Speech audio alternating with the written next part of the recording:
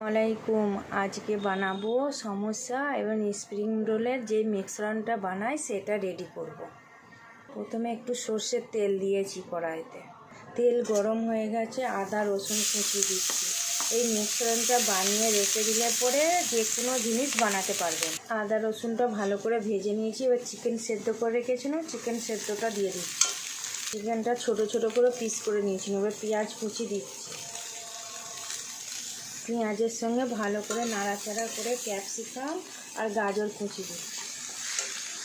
1 চামচি মতো নুন দিচ্ছি। চিকেনটা সেদ্ধ করার সময় নুন দিয়েছিলাম। বেশ অনেকক্ষণ ধরে ভাজা ভাজা করে নাড়াচাড়া করব।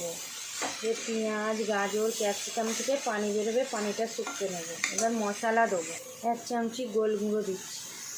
লঙ্কা, হলদি, ধনে, জিরে, গরম মশলা সব একসাথে দিয়ে দিচ্ছি। রেড চিলি সস বড় চামচির 1 চামচি দিচ্ছি। 1 চামচি ভিনিগার দিচ্ছি। 1 চামচি সয়া সস দিচ্ছি। ওপর থেকে ধনে পাতা কুচি দিচ্ছি।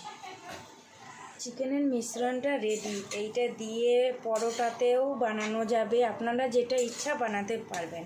সমোসা, স্প্রিং রোল সবই বানানো যাবে। এটা যদি বানিয়ে স্টোর করে রেখে দিতে পারবেন। আমার মিশ্রণটা রেডি হয়ে গেছে। যদি ভালো লাগে লাইক কমেন্ট শেয়ার করবেন।